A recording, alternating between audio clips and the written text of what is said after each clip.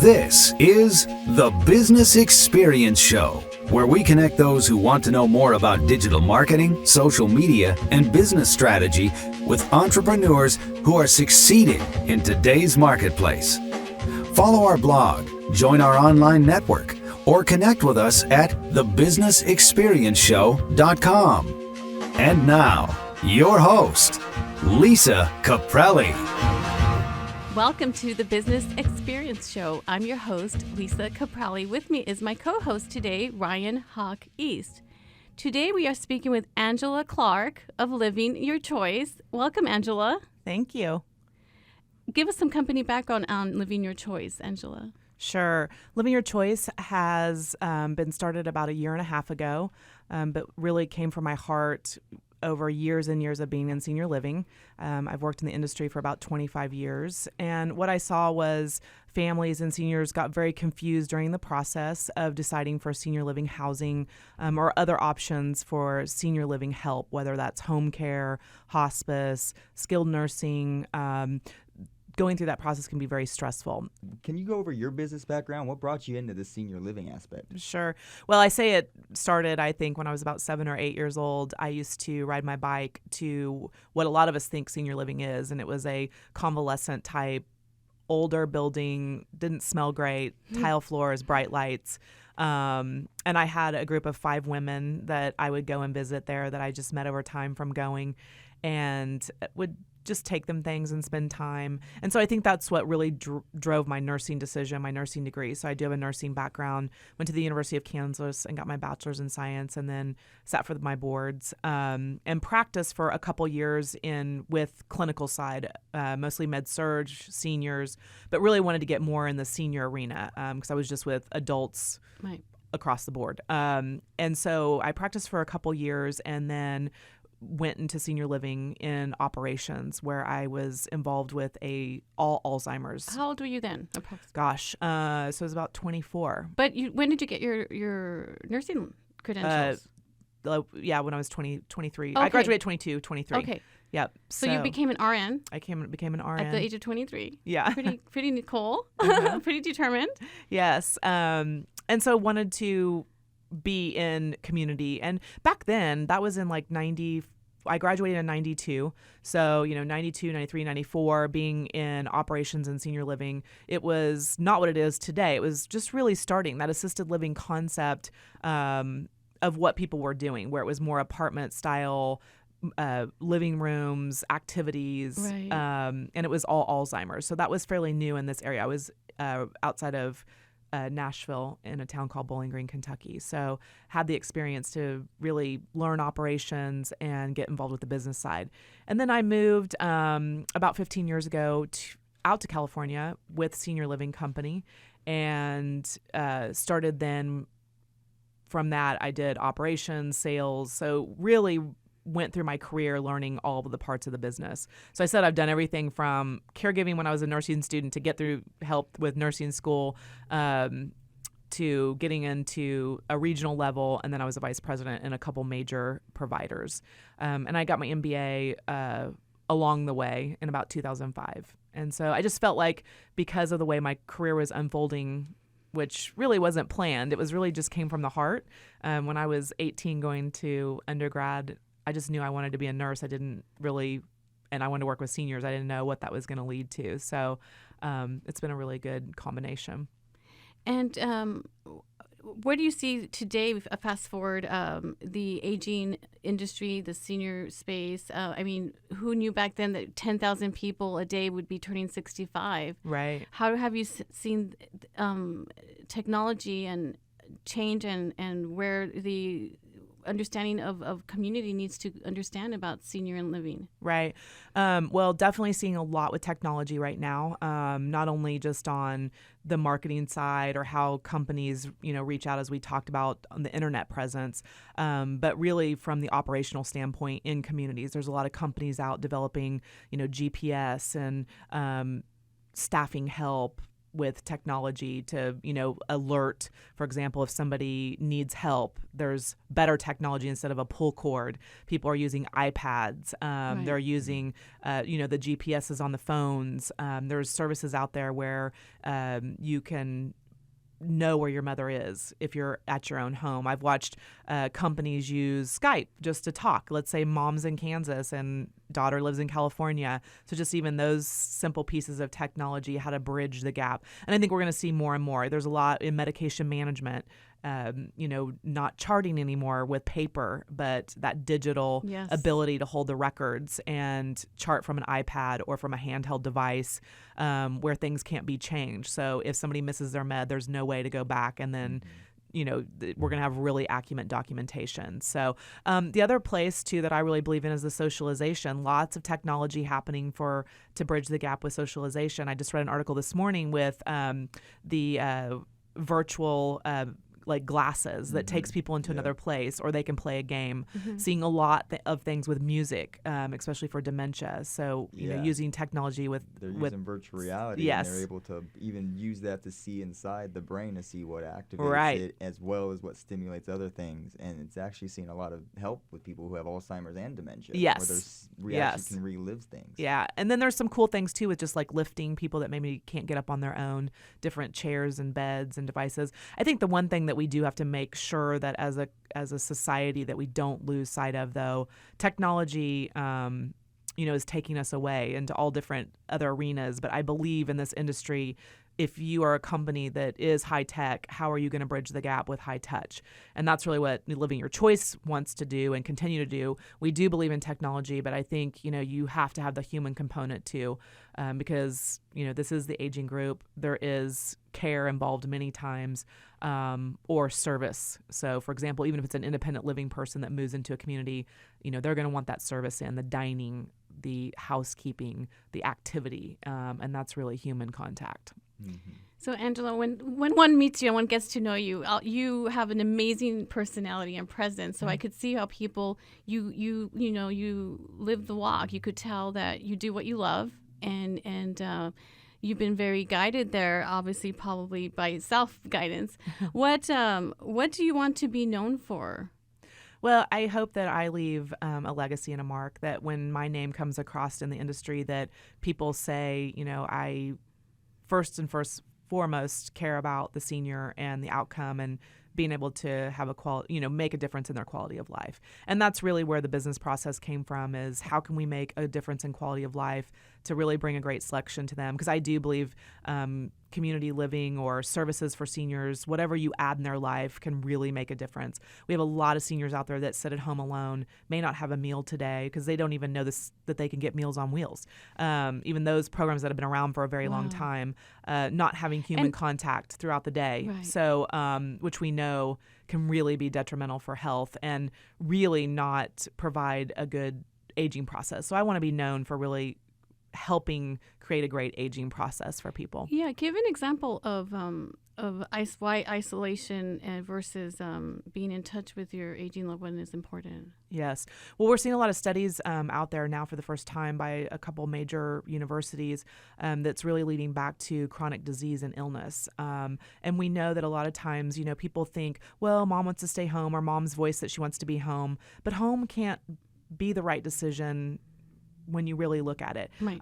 And we know that everybody's heard or a lot of people have heard the sandwich generation. So we've got adult children that have to work, maybe have kids still at home, but they have, mom's at home, 85, maybe they're alone, maybe just with their spouse. Sometimes during the day, they haven't had any other adult or human contact, right.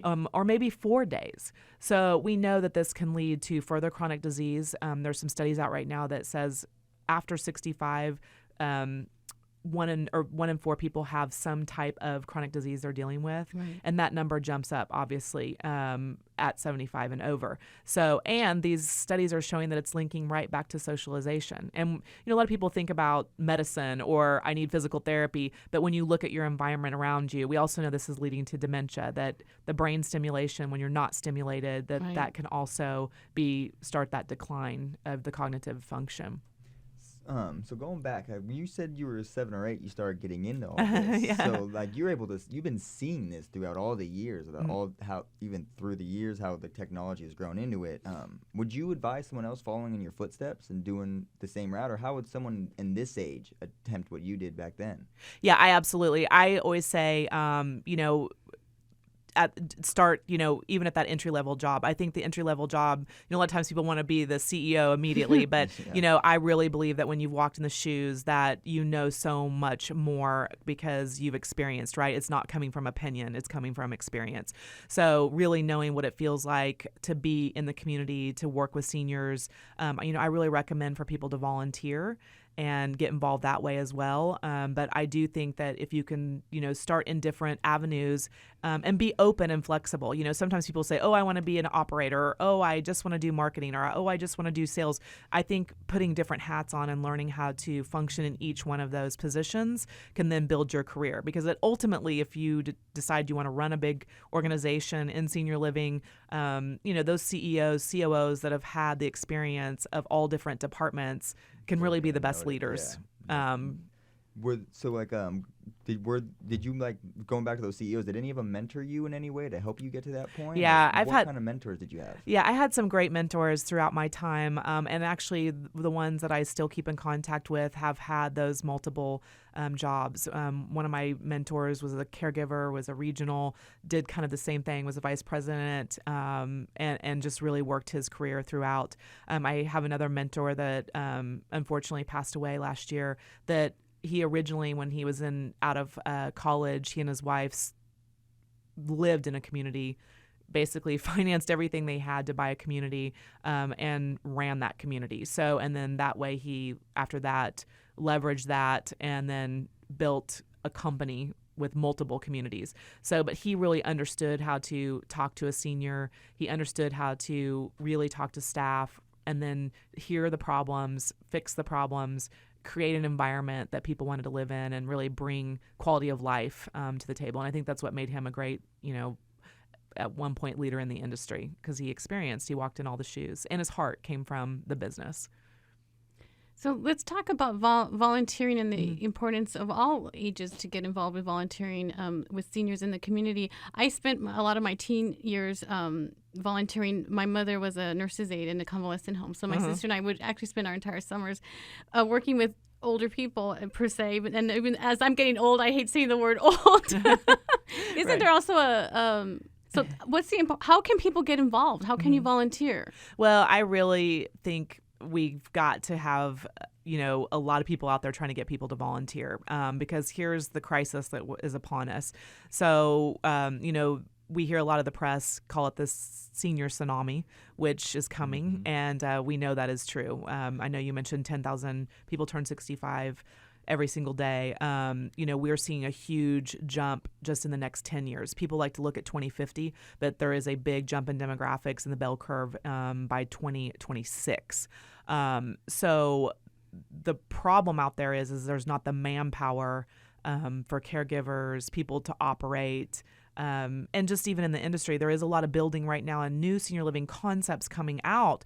But to keep up with the pace of what the demand's going to be, it just is not. So I think if we can get a good volunteer programs out there, whether it's, Meals on Wheels, getting that bigger, people that can do home visits for the isolation to see people, get them involved, or to get programming, it's really important because we just, people are not going into nursing. They're not going into gerontology so much on the medical side, and just the hands-on finding caregivers, that masses of people to do the hands-on caregiving.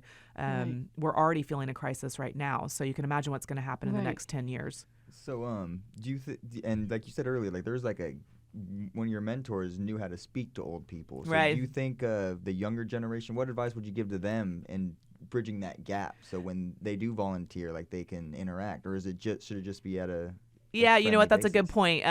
We do know that younger group right now, a lot of handheld devices, a lot of texting, not so much face-to-face. So the senior population does use technology, but not at the level that obviously is for the really caregiver that we need.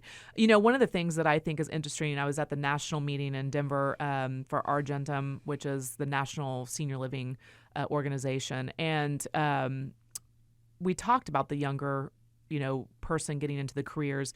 But I think there's a group of people too that is really important, is really that 45 to 65 group. There's a lot of people that maybe have had a full career and wanting to change directions. Maybe somebody was in retail and, they spent 25 years in that. Maybe they want to transition over to a different career. So I think that would be interesting for people that maybe want that next step in their life. Maybe they've done everything they've wanted to do in their other career. And so I think those folks, maybe it's that 65-year-old that has just recently retired, but now they're starting to go, wow, I don't want to be, I'm bored at home. What else can I do? And those are folks that could give us 20 years. Right. And maybe not even volunteer, maybe it's volunteer, but maybe it's another paid job for those folks too. So I think that there's a company out called Seniors Helping Seniors, which is a caregiving company out there that actually does hire that more mature caregiver.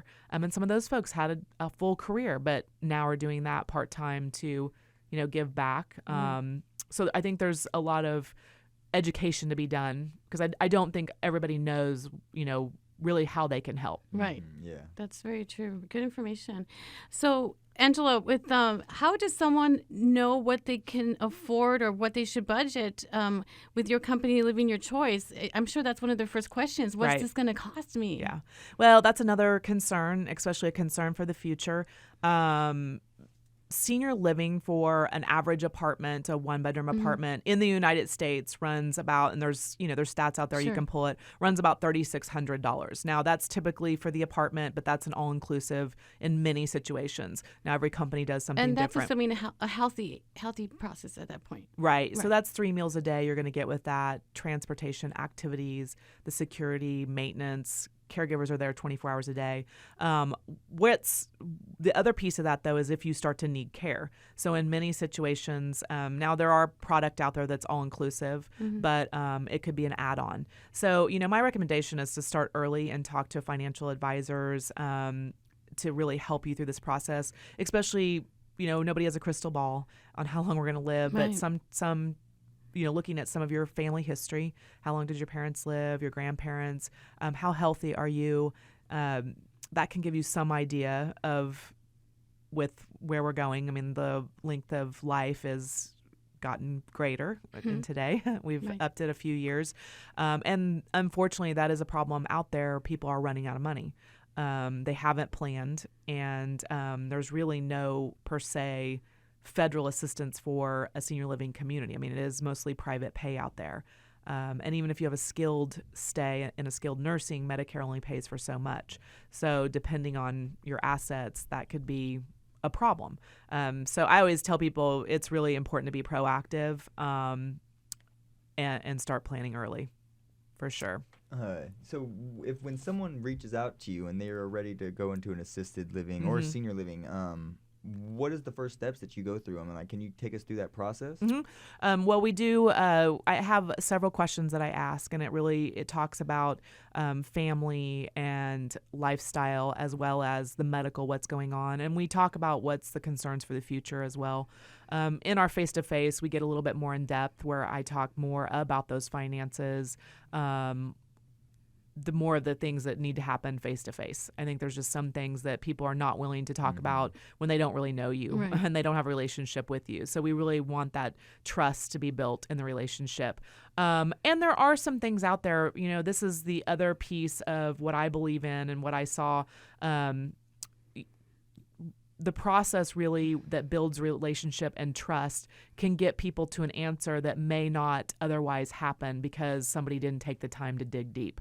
There is some services out there, like there's an aid and attendance with veterans. There is a company called Life Care Funding that helps with if you have a life insurance policy, and there's some things they can do.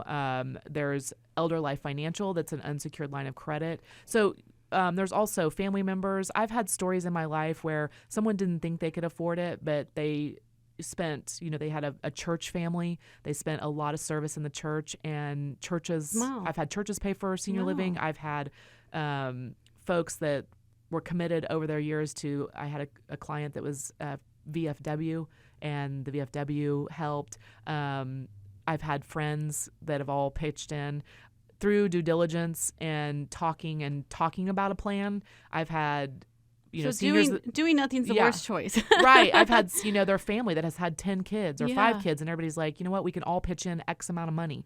So it's getting to the root of that, and that takes a little bit. And providing that quality of life. Yeah. And that's because ultimately, what's the alternative? Right. Right. Angela, I'm sure you have many success stories in working with your clients over the years. Give us a recent one of helping a senior and family. Oh gosh, I have had a lot of those. Well, I had, some success stories on that low income where I've had a woman that was living in low income housing. She didn't have any services. She was aging, and the daughter didn't know anything about the veterans program. We talked about aid and assistance, and they were able to get that. And she was able to move out and move in to a shared apartment, which that's another option. And people may not know, some companies out there do shared living, where they share apartments and they can break the cost down. That is. So that's some success stories. I've had stories where I had a family where the woman was in skilled nursing. The family wanted her out because they just didn't feel like she was getting any better and having any progress. We switched that over to an assisted living, senior living. She had a lot of socialization, caregivers. She started out with a lot of care. But that engagement of getting her up and getting her involved, they would take her to the dining room. She had chef-prepared meals with people at her dining table. And today, that woman is, dancing, going to activities, going out shopping, puts her makeup on, and literally, I didn't think we were going to have her with us. So those turnaround stories where people really, their aging process really gets completely turned around. Well, that must just warm your heart and make you feel happy for when one day when we're in that space, which should be a long time from now, Angela. Yeah. Yes, hopefully. So, man, it sounds like you do a lot all the time. When you have free time, what are your hobbies? Oh. Does it all relate back to? Right. Well, I'm a runner, so I do like to run. So I do that. I'm really obsessed right now with Orange Theory. So not that I'm on pushing that company, but if you haven't tried that, so I love that. It's a group. And I love spending time with my husband. We do travel. So when we can get away, we like to travel and spend time with our family. Nice. Okay, I have one more question, and then we can wrap it up.